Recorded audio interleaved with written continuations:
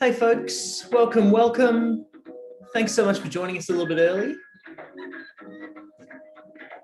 We're going to give it a few minutes for everyone to arrive, but we'll be getting started very shortly. Thanks for joining us.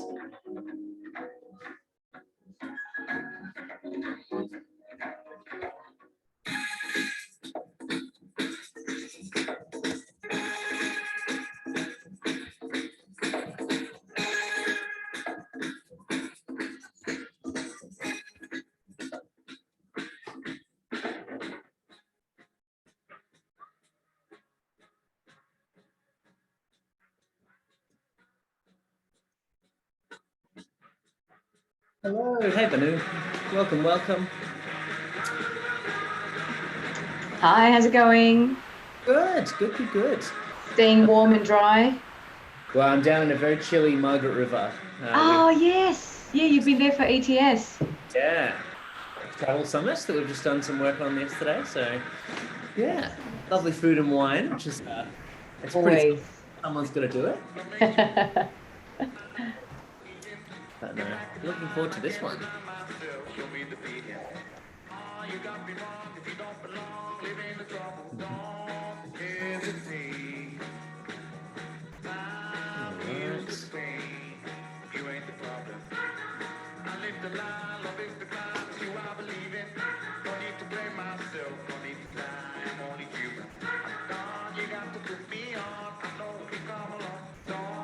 Welcome Annie, welcome Nicholas.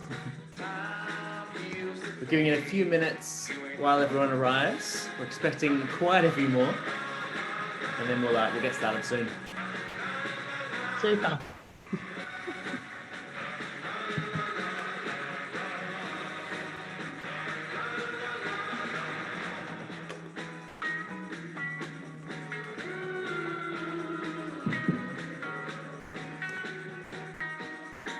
All right, those who are here, while you're waiting, we love to do this one. Give us a bit of an emoji check-in.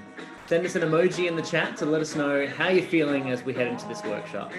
If you don't know how to do it, I've put some instructions in the chat for you. Let us know how you're doing as we head into the workshop.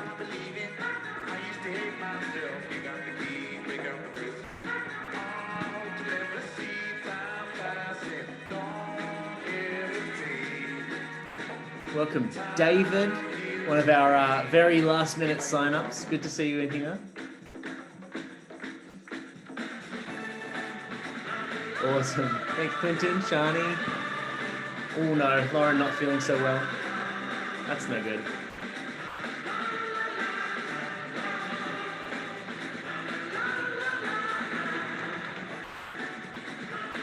We'll just give it one more minute while we have a few more arriving folks.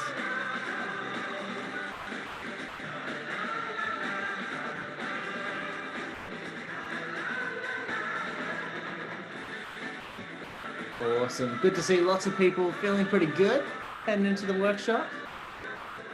A couple of people feeling not so well. We've got a curious from Darman. We've got a very cold from Haley. Fair enough. I was just telling a few people I am down in a very chilly Margaret River myself, so feeling the chill. All right. Welcome all. We might get started. I think we've got a few more sort of slowly streaming in. But it's awesome to have you all on the call. I'll introduce myself properly in a second. My name's Matt, and I work for Skills of the Modern Age, and you've joined us for Designing for Social Impact. I want to start by acknowledging that we're meeting here on the lands of the Whadjuk people of the Noongar Nation, and pay our respects to their elders past and present. Always super important to do that, even when we're meeting online, and acknowledging the lands of all of the different peoples whose lands we're meeting on across the country today. We had a huge number of signups for this workshop. It was a super popular one, so I'm really keen to work with you all. And there are people joining us from all across Australia and a few from outside of Australia as well, which is very, very exciting. So thank you all so much for joining us. I'll get started with a bit of an intro very shortly. What I would love to do, I'm sure you've all been using Zoom or other sort of video platforms plenty in the last year and a half. But as a quick little bit of housekeeping, we'd love for you all to have yourselves on mute just so that we don't have too much background noise and interference. But if you are comfortable, having your video on as a default as well is awesome, just because it helps us to all see where each other are at, have some friendly faces in the room, and we feel like we're a bit more connected and in the room together, which is always helpful for a workshop like this one. Awesome. Welcome to our newcomers. Thanks for joining us. I will share my screen and do a quick little intro as to who we are and why I'm talking to you about social impact today. So as I said, you've joined us for our Designing for Social Impact workshop. This is one of our Skill Gym series. So free 60 or 90-minute workshops that we do pretty regularly. And we've got this new series of them that we've just started. So this is the first in a bit of a series of 5 across the rest of this year, exploring some of the key skills that we think are really, really important for the future of work. My name, as I said, I'm at the end for some reason. My name is Matt Norman. I'm just going to get to the start of my slides. I don't know how I ended up at the end instead. My name is Matt Norman, and I work, as I said, for Skills of the Modern Age. So for those of you who might be more new to us, I'm seeing lots of familiar faces, but hopefully there are some new people on the call as well. We're a company who we call ourselves a design and innovation company.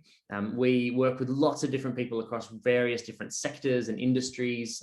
We have worked with over 8,000 learners across the last 3.5 years of being around, but all of our work is targeted towards helping people, communities, and organizations prepare for and prepare to thrive in the future of work. So lots of design skills, lots of innovation skills, facilitation training, but also we've been moving into this area of social impact as well, and doing lots of impact programs to try and spread the love and do some real positive good with the work that we're doing. So what we're going to be talking about today, we've got lots to cover, and it's going to feel super fast paced. You're probably not going to feel like you have a chance to finish everything or get it exactly right as you'd like to. That's totally okay. It's a chance for you guys to explore some new tools. And the Skill Gym series is lots about not so much us sharing expertise with you and sort of telling you what's what as the experts. It's much more about us exploring some ideas with you and sort of learning along with our community.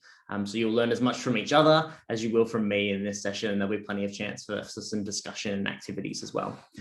But we're going to be talking about 3 key aspects that we think are important for social impact, which are listening to people with experience and expertise, so that sort of empathy aspect, exploring a whole range of different levers for change and tools for change, and better understanding ourselves as change makers as well. And we'll be sharing some tools and techniques that you can use in each of those sort of categories to help you along the way.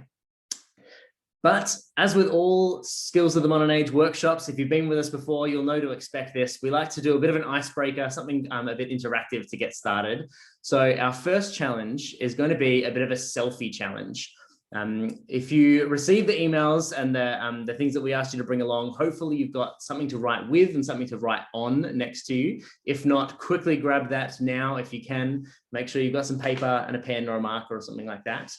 What is going to happen when I say go is you're going to have 30 seconds to create a sketch of yourself, but there's a little bit of a challenge in that when you're doing that, I want you to maintain eye contact with the screen. Hopefully you've got your own little video up on the screen. You're going to maintain eye contact with yourself. You're going to be looking at your own face, and you're not going to be looking at what you're drawing.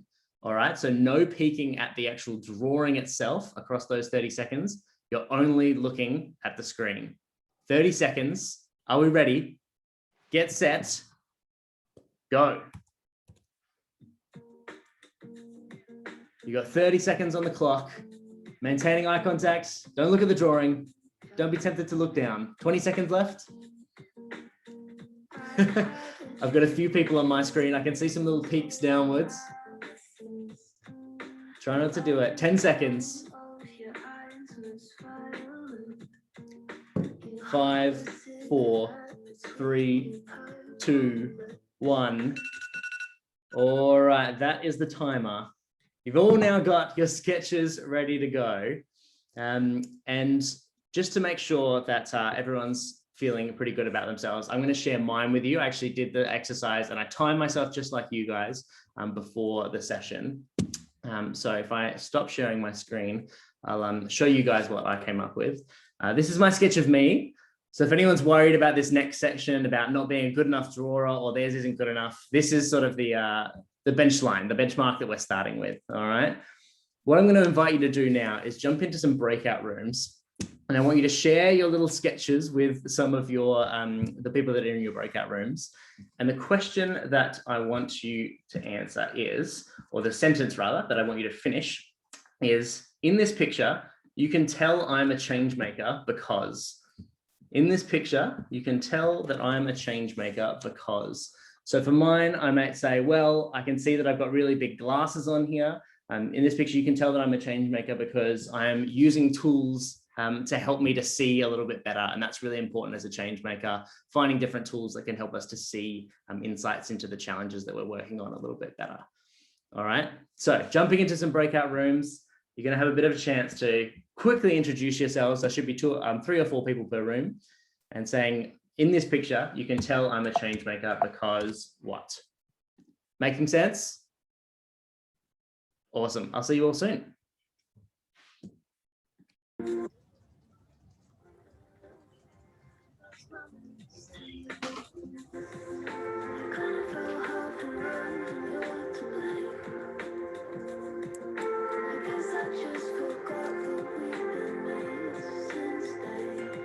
All right, welcome back. Welcome back. Lydia, oh, you just disappeared off my screen. That's an excellent haircut. I haven't seen you with your new hair. Looking great. All right, welcome back all. Thanks so much. Hopefully now you've met a couple of other people who are in the call, maybe even made some new social impact connections to follow up after the call as well. To quickly answer a couple of the questions in the chat, yes, the recording will be available later, so if anyone needs to duck off early or anything like that, go for it. And no, I am not related to Don Norman as far as I know. We've only got an hour and a half together, folks, so I want to get through as much as we can, so I'll get straight into the next section, which is starting with a little bit of sort of definitions, if you like. We've said designing for social impact is the title of the workshop that we're working with you on today, but we want to explore a little bit, what do we actually mean by some of these terms? When we say designing, what is it that we're actually talking about? And when we say social impact, what is it that we're talking about? We could definitely spend an entire workshop, maybe a lot longer than an hour and a half, talking just about these definitions, but we're going to offer you a little bit of what we're thinking about and what we mean in this context when we're talking about these two terms. So by design, what we mean is doing things deliberately to achieve some sort of desired outcome. You'll see on the right-hand side there a bit of a picture of the double diamond of design thinking. That's a framework that we use quite a lot in the design and innovation work that we do, which involves sort of discovering a little bit about a challenge, redefining the challenge and reframing it, developing a range of ideas, and then delivering some sort of idea, often through rapid prototyping and testing. That's one approach to that sort of design process, and there are other approaches out there. But by design, essentially we just mean, as I said, doing things really deliberately, taking a strategic approach to problem solving and to trying to bring about some sort of desired outcome. Not all design is designed for social impact though. So what we mean by social impact is that those impacts or the outcomes that you're sort of trying to design towards are positive social outcomes of some kind. And there are lots of different things that means in different kinds of contexts. In this slide, we've sort of given you a bit of a breakdown of some of the sort of more practical and small scale, and then some of the bigger sort of large scale examples of what that looks like. So you can see there's some more sort of ethical consumerism elements there. So reusable garbage bags or reusable coffee cups, that sort of thing, increasing accessibility and inclusion. There's things like donations and collecting money. As you start to get into the middle there, you've got things around creating different kinds of economies, so ways for people to get around that aren't necessarily as carbon intensive and might be sharing economy based. There's things like Creative Commons licenses, which you might not think of as social impact, but starting to share the work that we're doing really freely so that different people can access it, can be a form of social impact. In Perth here, the pleasure gardens, which were sponsored by a large fossil fuel company. That sponsorship deal has just been dropped because of public pressure. So things like moving towards a low carbon economy, even in the world of arts and entertainment. And then the far bottom right there is the city of Austin, which since the Black Lives Matter protests erupted across the world last year, have actually cut their police budget by 30% in response to the defund the police movement and reinvested that funding in lots of different aspects, but largely community support initiatives to try and shift some of the roles that the police were doing into other areas. So really sort of broad scale radical change happening at that level. What I've tried to capture here, though, is that social impact can happen across lots of different kinds of sectors and contexts, and it can happen in really small scale ways as well as these really big ways as well. So for you in the call, I know that we've got people joining us from all kinds of different walks of life, all kinds of different industries and jobs. There's not particular jobs that are social impact jobs and particular jobs that aren't. Anyone can make more of a social impact in the work that you do. It's just about thinking about how can I do the things that I'm doing in a way that creates more of those positive social outcomes in a really deliberate way, which is where that design aspect comes in. So as we move into the workshop, what I want you to think about is what's a social issue that you personally would like to make a bit of a difference on? What's something that in your sphere of influence, in your job that you're already doing, maybe in a volunteering role or in your community, in other kinds of sort of circles or networks that you're involved in, what's a particular social issue or a particular opportunity that you'd really like to make a difference on and to focus on? And I'm going to invite you each individually to sort of keep that in mind as we move into some of these activities that we'll be doing. Just a quick reminder, I'd love everyone just to make sure that they're on mute if they can, just so that we're not getting any background noise. All right. So as I said, we're going to be talking about 3 different sort of aspects of this and 3 different ways of approaching social impact, and hopefully 3 different tools that you can take away and use in your own work as well. The first one is focused on this empathy piece. So it's all about listening to people with experience and expertise and understanding what they say about the kind of social impact that we need to make in a particular issue. The reason this is really important is that often what happens as change makers or people who are trying to make a positive social outcome or design towards positive social outcomes, we assume that we know what it is that people need. And when we do that, we can actually often replicate the problem or even make it worse. I want to give it a bit of an example of what that looks like. One of the classic things that might come to mind when you think about social impact and aid work, especially, is the idea of sanitation in the so-called third world or the global south, if you like.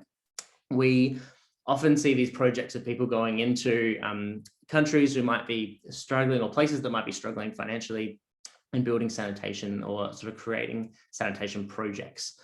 The reason that this often backfires is that there's not a lot of listening to the people who are actually in those communities and the experts who've been working in this area for a long time. So often the projects that are put up don't necessarily meet the needs of the community because the toilets aren't designed in the right ways or have the right sort of cultural context behind them. They might not have the supply chains or the skills to actually repair and maintain those toilets and sanitation projects. Pardon me. So when they put it in and it's brand new and it's working, that's awesome. But then the first time that the toilet breaks, nobody knows how to fix it. Nobody can get the parts to fix it, and so it falls into disrepair. Or in some really extreme cases, there's one study that showed there was a particular sanitation project where the local community didn't actually know that the toilets were for them. And they assumed that they were for the white foreigners who were coming into their community and building stuff and doing activities. They had no idea that the toilets had actually been built for them because there was so little engagement with the community. Now, these seem like really sort of full-on examples right at the far end of the spectrum, and that's in aid work, which is a very particular kind of social impact work. But you can imagine similar things happening in any kind of social impact work when we don't take the time to understand the needs of the people that we're actually trying to help and talk to the people with expertise in this issue, whether that's expertise on the ground or whether that's expertise in more of an academic sense and people who know the data and the history of a problem. Then we often fail to actually meet the needs of the people that we're designing for. So we want to introduce you to this idea of the humble change maker, rather than the heropreneur who comes in and creates a new social impact organization and wants to be the center of attention. The best change makers are the people who work with real humility. They understand that the people who have lived experience of this issue that they're working on have really, really valuable knowledge about what there's like and how to make progress on that issue. And there's also a lot of people with expertise and experience who are working on that problem. And they've been working on it for a long time as well. So thinking about the social issue that you would like to make a difference on, that you've got in mind already, hopefully, what I want to invite you to do is a little bit of an empathy activity to think about what you can learn from these different people. So hopefully you've got another sheet of paper with you and something to draw on still with you. What I want you to do is divide that sheet of paper into a bit of a grid like this one, 2 by 2. Across the top, you've got people with lived experience, and then you've got experts, whether that's theoretical experts, for example, academics who've been studying your issue, or experts on the ground, for example, people who have been actually working with these people with lived experience and have got lots of that on the ground, sort of practical experience and expertise. And on the left-hand side, I'm going to invite you to think about, at the top, what might they know about this that I don't know? So if I'm trying to make progress on this kind of social impact issue that I've got in mind, what might people with lived experience know about this that I don't know? And what might experts know about this that I don't know? I don't want you to necessarily have like the specific data or the specific facts that you might not know, but I want you to give examples of the kinds of questions that you might need to ask, the kinds of areas of expertise that they might have and that you might not have as someone who might be new to this social issue. And then at the bottom, how could I ethically and productively engage with them on this? So particularly in the people with lived experience column, when we engage with people like this, often these people are over-surveyed and they're sick of people coming into their communities and asking them questions about how they can help. So you want to think about, how can I make it worth their while to engage with me on this issue? How can I make sure that I'm making sure that it's worth their while, making sure that I'm sort of paying them for their time, or finding another way to make it really worth it for them to engage with me and to give me some of those insights that they have that I might not have as a change maker. So I'm going to give you about 5 minutes. I'm going to put on some music, divide your page into this little grid here, and I want you to start filling out those 4 different segments there. So people with lived experience and experts, what might they know about this that I don't know, and how could I ethically and productively engage with them to sort of gather some of those insights from them? If you've got any questions, pop them in the chat and I'll be happy to help. I'll pop some music on, get started on this one, and then we'll move into the next activity. Go for it.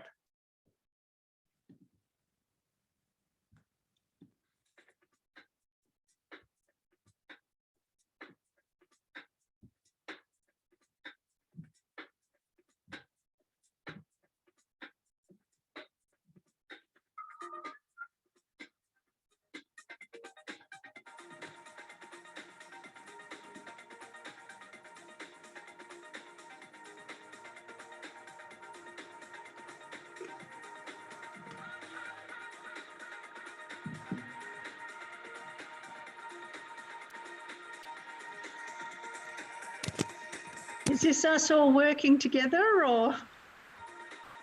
Oh, sorry, Annie, on your individual social issue that you're interested in. Oh, we're doing it individually? Yeah, individually. Ah, thank you.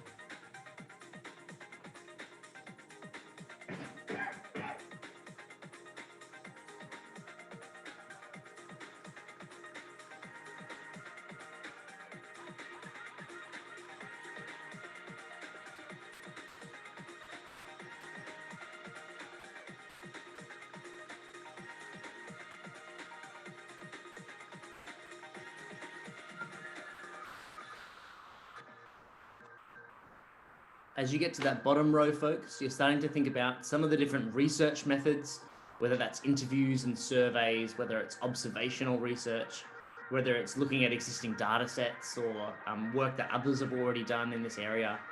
What are some of the research methods that you could use to gather some of those insights from people with lived experience and from experts?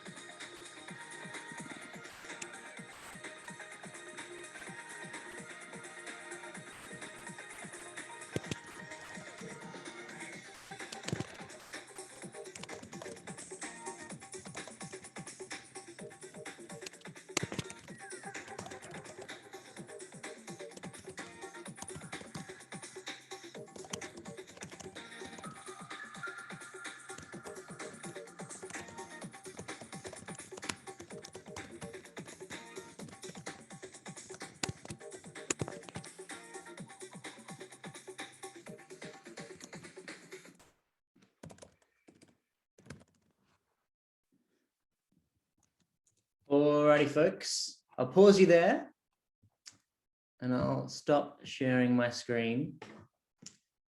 Oh, get my video going again so you can see me. So as I said, it's going to feel super fast paced. You probably don't feel like you've had enough time to fill that out completely and think about all the different ways that you might be able to gather insights from these two different kinds of voices. That's totally okay. What I am doing is trying to invite you to think about how you can start to bring these voices into your work a little bit more. And so I'm going to open up some breakout rooms again. I'm going to recreate them slightly so you might meet some different people this time around. And in the chat, I'm going to pop a bit of a question for you. So the question that I want you to think about as you chat in this activity is, what are some of the simple and really quick ways that you can bring these voices into the work that you do a little bit more? So thinking about you as an individual, the work that you actually do in the real world, what are some of the ways that you could bring the voices of people with lived experience, so whoever it is that might be affected by the work that you do, or experts, people who've been working on this stuff for a long time, people who have a lot of knowledge about this kind of thing. How can you start to bring those voices in really quick and simple ways? It doesn't mean a 2-year research project with a university necessarily. I'm thinking about what are some of the really simple and quick ways that we could bring those voices in. Make sense? Legends. All right, I'll open up these breakout rooms and I'll see you again soon.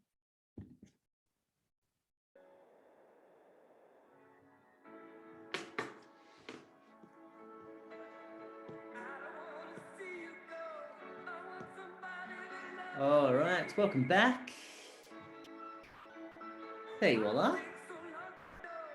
Awesome. Hopefully you've got some really practical ideas that you can take away out of that discussion. The idea of that activity is to really think about how we can try to incorporate those voices into our work in order to make ourselves able to make a social impact, even in really small ways. So even if you don't think of yourself as someone who works in social impact, even if you are, say, an accountant, and you're like, well, how do I make more of a social impact in my work? I don't really get it. You could think about, well, perhaps if the people with lived experience I'm talking about are people who have experience of financial hardship, how can I bring those voices into the work that I do a little bit more? Even if it's just going and doing a little bit of research yourself about what the needs of those people might be. You don't have to go out and sort of run 20 interviews. You can then start to incorporate some of those ideas and insights into the work you're doing to perhaps make your work more accessible or whatever it might be. So there's lots of different ways that all of us can make a social impact, but starting with understanding the needs and listening to the needs of people with lived experience and listening to the insights and expertise of experts is a really great place to start to make sure that you're not replicating the issue or making it worse as well. Awesome. I had one other question that was around the slides. Yes, the slides will also be shared along with the recording, so you'll have all of the access to that stuff afterwards too. All right, so moving into our second area, we want to talk a bit now about the different range of levers for change that are available. So we're going to imagine now that you've gone out and done all of that research and gathered all of those insights from those different voices of people with lived experience and experts. You've done all of that. You've been an awesome design researcher. You've gathered that all together, and now it's time to actually start to make a bit of change or progress on this issue. How do we go about making progress? So the first thing is that when we think about problem solving, often we have this sort of linear mindset in mind where we're thinking about trying to find the root cause of a given problem. So if we dig down far enough, there'll be one singular root cause that we can find. And then if we can hack away at that root, then all the rest of the problem will sort of fall over. Often in complex social issues that are the kind that we're working on when we talk about social impact, it doesn't really work that way. Problems are often better thought about as these kinds of systems. So you can see this diagram on the slide here with different elements of the system that are interrelated and they're impacting one another with all these arrows of relationships going one way or the other. So when we start to think about our problem as a system, then making progress on that problem is not so much about finding the right cause or the root cause rather. It's more about finding the best place to intervene in a system. So it's thinking about if there are all of these different parts going on and these different relationships within this problem system, all of those represent different areas or places where I might be able to intervene and try to shift that system in the right direction. So change becomes much more about how can I think about finding a place where I can intervene in the system and where a small change that I make here can actually have a big effect. Because a system is so networked and connected to itself, then a change that I make here could have positive flow-on effects across the rest of the system. So to introduce you to this sort of thinking about a range of different ways that you can make social change and the range of different levers for change, if you like, that you can apply, I'm going to give you another bit of a challenge. So another bit of paper. Get your writing implements ready again. I'm really using up plenty of paper in this workshop. So you might want to do it on the back of another sheet of paper or whatever it is that you've got. This time around, you're going to have 60 seconds. And I'm going to invite you to, in that 60 seconds, write down as many ideas or approaches that you have for making progress on your social issue that you've been thinking about as an individual so far in this workshop. So whatever it is that you were thinking about in terms of the experts that you would ask and the people with lived experience, whatever social issue you've got in mind, how could you take action to make progress on that problem or to solve that problem? What are all the ideas that you have? What are all the different ways that you could go about trying to fix that problem or to make progress on that problem? You've got 60 seconds and I want you to come up with as many ideas as you possibly can. Are you ready? Get set, go.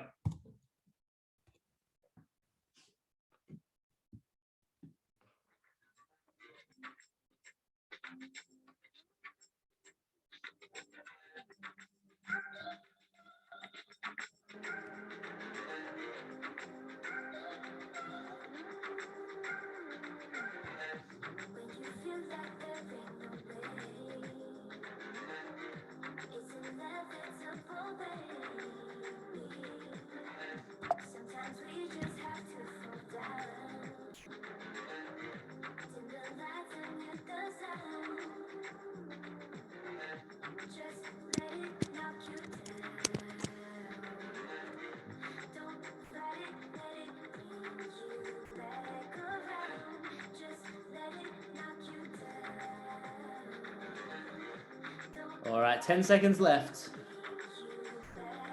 Noting your last few ideas. And 3, 2, 1. All right, pens down. What I'm going to do now is take you through a range of different levers for social change. And then afterwards, we're going to have a chance to think about how many of these different levers did you cover off with the ideas that you came up with for your social issue? So it's a bit of a chance to think about what are the kinds of levers that we naturally reach for, and what are the kinds of levers that might not be as obvious to us as individual change makers. So for these 10 levers, I've taken the example of, imagine if I wanted to reduce plastic waste in my local region. That's my social issue that I'm working on. And I'll be using that to give you some examples about what these different levers might look like. So the first lever that we're going to look at is new offerings. So new offerings means new products or services or solutions that you're bringing to market to try and help solve that problem. So in the case of plastic waste, it might be things that replace plastic items like reusable water bottles or coffee cups, reusable straws, that sort of thing. This is where you're creating a new business or a new product or a new service. And I'll move through these pretty quickly so that we can get to the next activity. The next one is collaborative efforts. So that might be bringing together the people who are already working on this issue, like a National Plastics Summit in this example, to think about who's already doing great work and how can I try and facilitate collaboration between them rather than bringing something new myself. Next is innovating what exists. So rather than bringing something new to the market, how can we make incremental improvement on what's already there? So maybe we're sticking with water bottles, but we're making them out of recycled materials or recyclable materials. So that we're sort of making some small improvements within what already exists. There might be funky technical or technology solutions that you could come up with. So this one is an edible water bubble that I know they trialed in the sort of Boston Marathon and things like that. And the plastic around that is made of seaweed or something like that, I think. Or there's these bacteria that they find that are eating plastic. So trying to find different ways of processing plastic waste in really sustainable ways. There might be economic leverage that you could pull. So this might be sort of individuals collectively putting on economic leverage, but it's more often your sort of big lobby groups or corporations and things like that using their economic clout to put a bit of pressure on decision makers to try and make change on a particular issue. There might be legal action and regulation, so things like plastic bag bans in this case, but different kinds of legal regulations that might make change in your area. The seventh one we'll look at is lobbying and political pressure. So again, putting on some of that political pressure, using the clout that you have as an important decision maker in some area to try to influence decision making. There's awareness raising. So for issues where people might not be as aware of what's going on in this area. The War on Waste TV show is a great example of that sort of awareness raising in terms of plastic waste. There's campaigning and organizing, which is more of your sort of radical protest area of making change. And then there's looking at behavior change as well. So how can we do little nudges that change people's behavior on an individual level, but on a broad scale? So things like, if you've ordered from Uber Eats and you now have to sort of opt in to get the disposable utensils, or getting a discount if you bring along your reusable plastic cup or coffee cup, that sort of thing. So these are 10 different levers for change.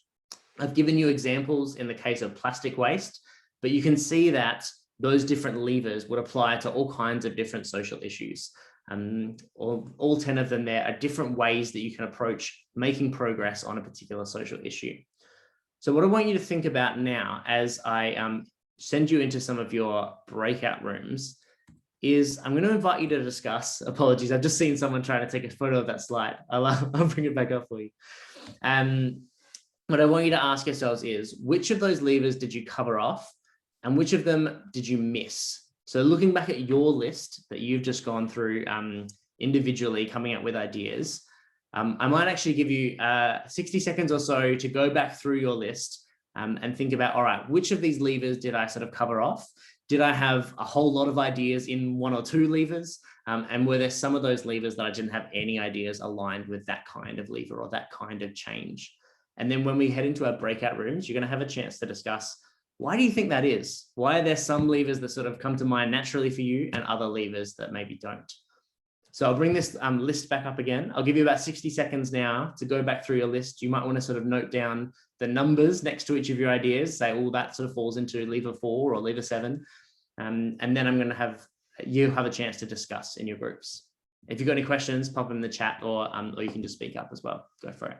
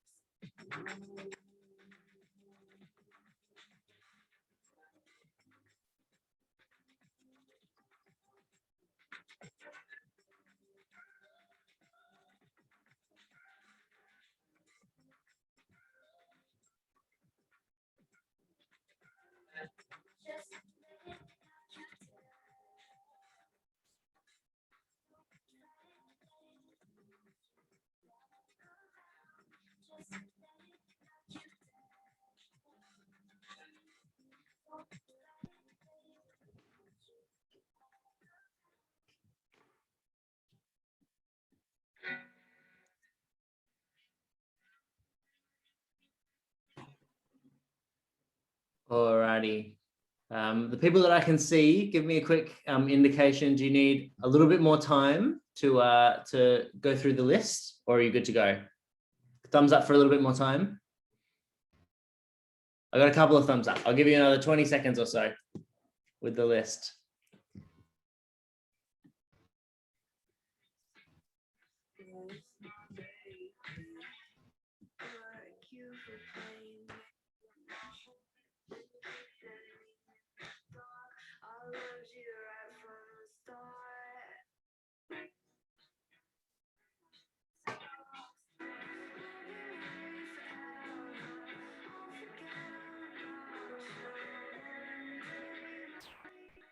While those folks are finishing off, I'm going to get you all ready to head into these breakout rooms. So as a reminder, I'll put it in the chat. The questions that I want you guys to have a quick chat about are, which of the levers did you cover off and which of them did you miss? And then the more important question is, why do you think that is? Why is it that some of you sort of naturally reach for a particular cluster of these kinds of levers, and maybe some of those other levers didn't come to mind quite as readily when you were thinking about all the different ways you could make change on this issue? Any questions before I open up the breakout rooms?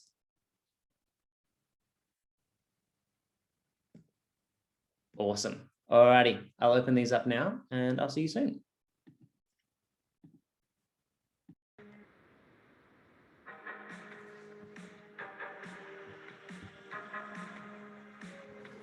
Hey team,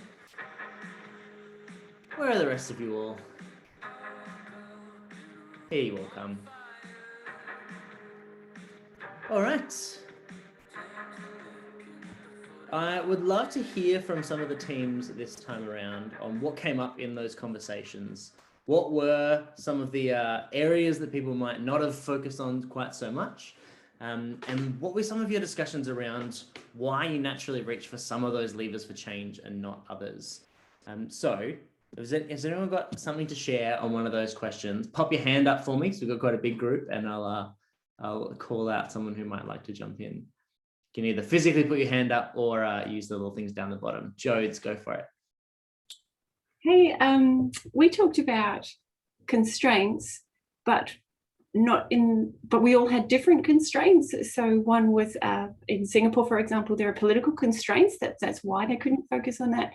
And in Perth, we don't have the same constraints, but we have other constraints. And, you know, building awareness just takes time and a whole lot of effort. Actually, I'm sorry, Julie, that was yours, but Julie's in Melbourne. And I have constraints as well, although having covered all of those within our organisation, all 10 of those, without even knowing that those 10 things were the levers we were pulling. Yeah, sure. But our constraint is just not being aware of those. But now that we are, we can, you know, even that out perhaps. Yeah, awesome. Eddie, did you want to jump in? Go for it. Yeah, I think our discussion kind of revolved around the lobbying and political pressure lever. Okay. And the area of social change I'm trying to work in is affordable housing. And I guess I tried political pressure first, and it wasn't that there wasn't pressure. It was just very hard to get governments to change their policy, and even harder to get them to change legislation. So now I'm kind of moved to the tribe of like trying to innovate what exists, because I find that has the least amount of resistance and friction, and it's easier for them to understand like what the potential outcome is if you're just changing a small part of the system, even though it might not be the most amount of impact. Yeah, absolutely. And I think that's often what that sort of that systems view of the problem looks like, is thinking about, all right, if this is going to be like, this could have a big impact here, but it's actually going to be a huge effort to change this element of the system. Maybe there's somewhere else where I could make a small change and that's going to have positive ripple effects.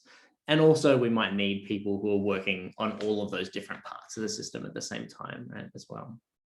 Awesome. Did anyone else want to jump in and share what was happening in their conversation? Marilyn, is it? Go for it. Oh, sorry, you're on mute. Yes, that's me. Actually, I thought of bringing a point. So I was with Lauren, and she had a really good point that I thought should be shared about when you're trying to do social changes, quite often it's not for tangible products. So the idea of new offering can be quite difficult to do, I guess. Yeah. So that was for her point, and I thought it was a really interesting point. And then in my for my project, then the point that I left out was the economic leverage, and that's because I think in that sector, so I'm also trying to make some change in the plastic sector, and collaboration in this sector is very, very difficult. Everybody talks about it, but nobody actually do it. So the whole idea of economic leverage, it's also quite hard, like of course, and the lobbying with government, it's hard as well, but so you tend to leave everything that's too hard in at the bottom of the list, I guess. Yeah, sure. And that's hopefully what this idea of leverage points is about and can be helpful for, is thinking about, trying to find the places in the system, as I've said a few times already, with that positive flow-on effect. So you don't have to sort of hit the area with most resistance in the most difficult area necessarily. You can actually make a change in a different part of the system. And then that ends up changing the thing that you want to change because of those flow-on effects across the system. To Lauren's point, yes, absolutely. It can be difficult to think of how those different levers apply in different areas. The new offerings one is not just about sort of a new physical product, even though that's the example that I gave, but it can also be like a new service offering as well. So it could be creating an organization that sort of offers a service maybe that the government isn't offering, or the government service isn't meeting people's needs, or whatever it might be. So sort of working around the system in that way, or bringing something new into the system. And the last thing that I'll say, I think there was a comment from Nikki that it was a great list of all the different options available. Absolutely a great list, but I would object to all of the different options available. That's a list of 10 different levers for change. We think they're 10 of probably the most common and the most helpful ones, but I'm sure there are lots of other ways that you could go about making change, or just different ways of sort of slicing up the melon, if you like. So there's lots of different levers is the point. And hopefully you've got this sense of, as a change maker, you've often got a bit of an identity that's based on the kind of work that you've done before, the kind of work that you're used to. And that sort of, it means that you end up reaching for the most familiar and the most comfortable levers for change. But those aren't necessarily the levers that are going to make the biggest impact in the particular problem system that you're working on, or that you're wanting to make change in. So it's really about opening up your mind to all of the different ways that change could be made in that system, and then thinking about that as a set of tools. So you've got all these tools laid out in front of you, and you're thinking about, all right, how can I match the right tool to the situation that I'm trying to work on right now, or the problem that I'm trying to work on right now. Awesome. All right, so we're going to move into our last little section, which is about understanding ourselves better as change makers as well. So this is where we get a little bit more esoteric on you, but bear with us because it is really, really important. Some of you may have seen our program, The Good People, which is our sort of 5-week online program about social impact and social change that covers lots of these different kinds of topics. The model that we use for The Good People is a model that's all about how changing the world and changing yourself actually are these two processes that go hand in hand. You don't have to sort of take time away from doing social change work to go away and sort of do a year-long silent yoga retreat to discover yourself and improve your abilities as a change maker. And you don't have to completely ignore sort of developing yourself while you're doing the on-the-ground work either. That these two processes that go really hand in hand, and it's all about experimenting and sort of doing the work, but doing it in a really reflective way where you're then learning and improving as a change maker the whole time that you go along. And we've also, as we've just seen, learned a little bit about how our personality, our experiences, and the values that we hold drive the kind of work that we want to do and how we're sort of comfortable with doing it or how we want to do it. Sometimes we need to sort of open that up and be a little bit more flexible about the kinds of levers for social change that we might reach for. But at the same time, it's really important to be really aware of this stuff, to do a little bit of digging and understand a bit about, why do I see myself as a change maker? If I do, what kinds of experiences and values have driven me to that? And what kind of change do I want to make in the world? Because finding the place where your passion comes from is really, really important for actually sustaining the change work that you might want to do. If you end up in a line of work where you're doing what you think you should do, or what others might be expecting of you, then that's not going to keep you going when the work gets really tough.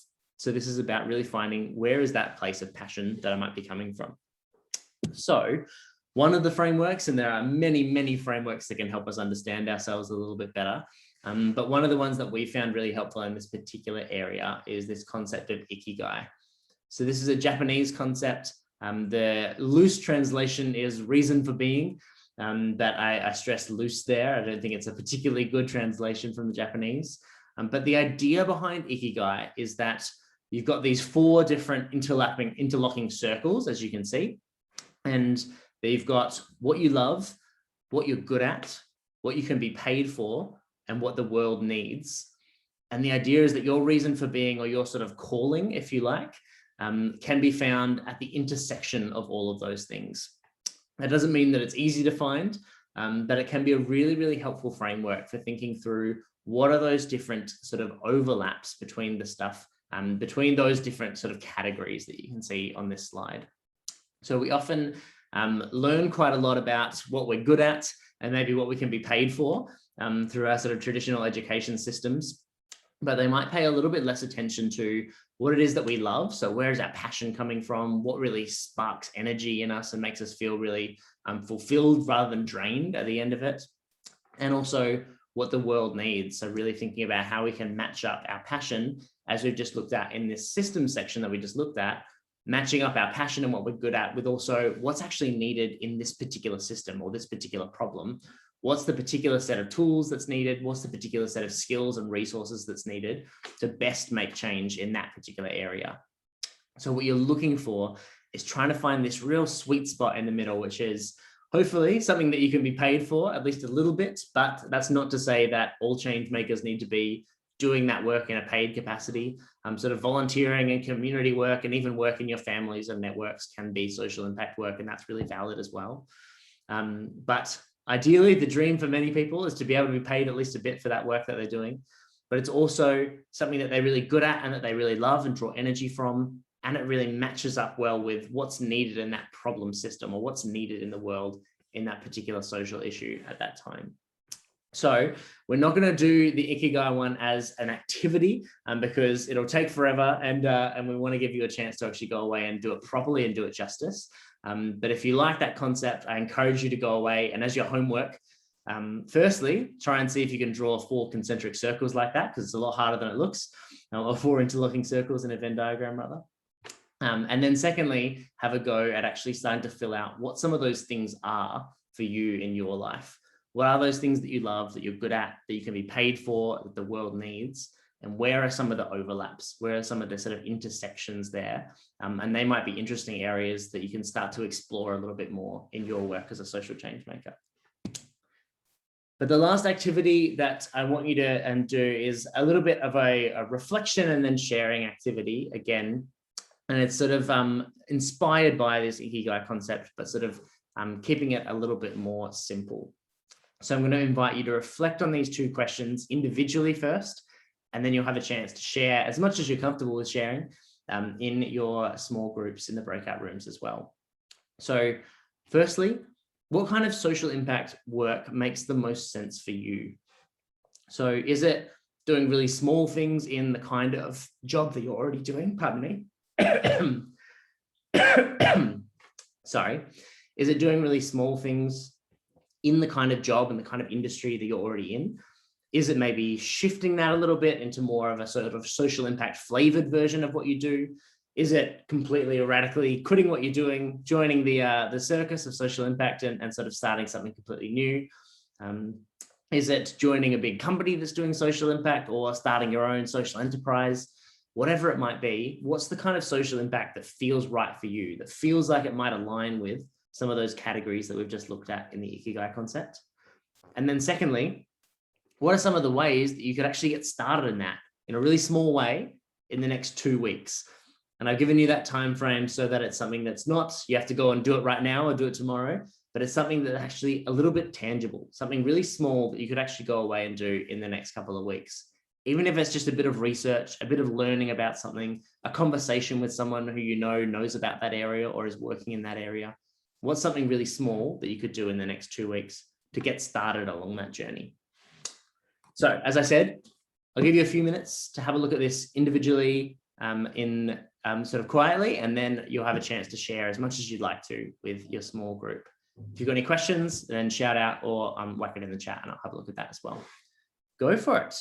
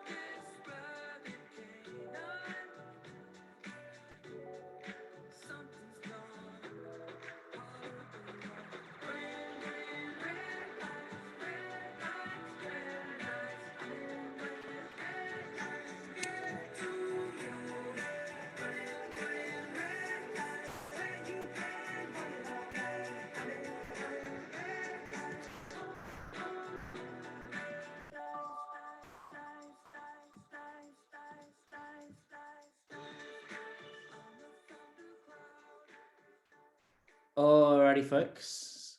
I'm going to throw you into some breakout rooms to share your answers to these 2 questions. Again, sharing as much or as little as you're comfortable with. And I'm just going to give you 4 minutes, so around about 1 minute per person in your groups.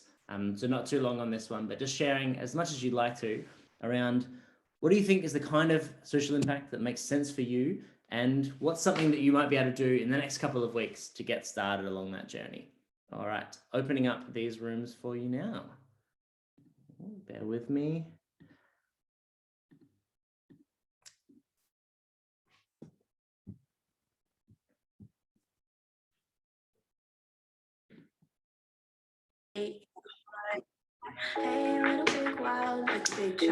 All right.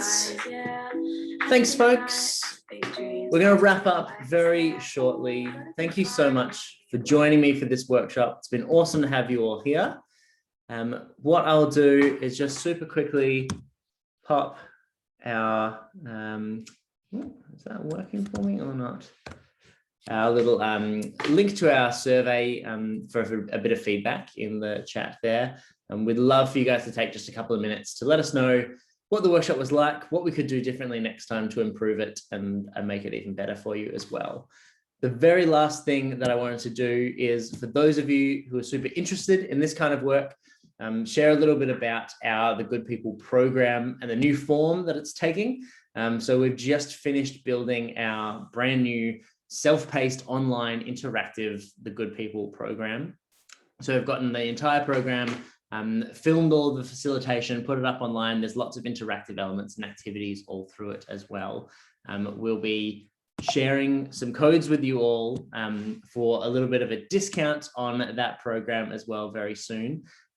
So it's all done through our Skills Social online learning platform. We would love for you guys to check it out, and as I said, it's a new program, and so we'd really welcome your feedback on it as well.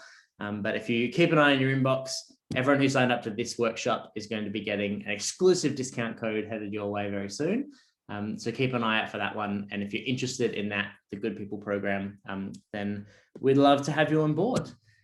Thank you so much again for joining us for today's Designing for Social Impact workshop. We'll be finishing up a little bit early and we'll let you get back to your afternoon. It's been awesome to have you, and thank you especially for those joining us outside of Perth and outside of WA. We really love to be able to run these online workshops and have you join us from all over the place. Thanks, folks, and hopefully we'll see you next time.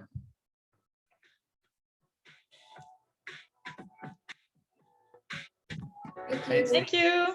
Bye. Thanks, See you Matt. Thank you, Matt. Yeah, thanks. Thanks, Matt. Thanks very much. That was great. Bye. Yeah. See you later.